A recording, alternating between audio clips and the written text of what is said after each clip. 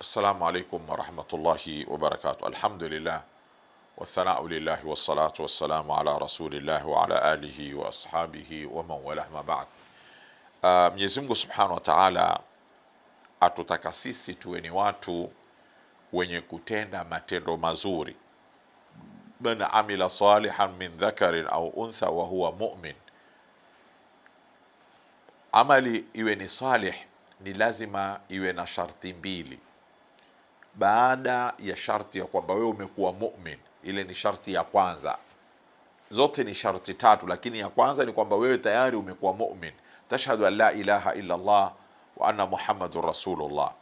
Katika muktadha wa kushuhudia kwamba Mungu ni mmoja, ni lazima ufanye ikhlas, na muktadha wa kushuhudia kwamba Mtume sallallahu alaihi wasallama ni mtume wa Mwenyezi Mungu, ni lazima uwe na ittiba. Haya mambo mawili yataka uyazingatie vizuri.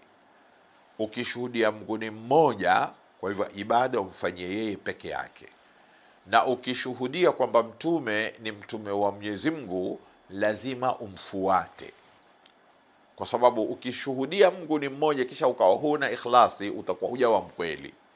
Na ukishuhudia kwamba mtume ni mtume wa Mwenyezi Mungu kisha ukawa hutaki kumfuata wabuni yako, sasa ile shahada yako kwamba mtume ni mtume wa Mwenyezi Mungu itakuwa faida yake ni nini?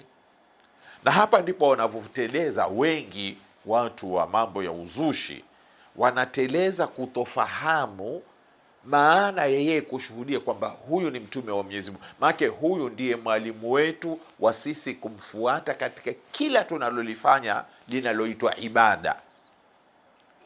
Na tutafautishe baina mambo ya kidunia na ibada. Ibada ni ittiba, ni tawqifia, hazina ijtihadi ya mwanadamu.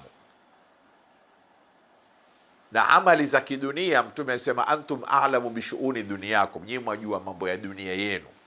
Wale wengine wanakuja kutaka na si kwamba hawajui, wajua kwamba haya ni makosa, lakini wanataka kuchezea akili za watu, waambia angalia hili, angalia lile. Yote yale yalotajwa si ibada.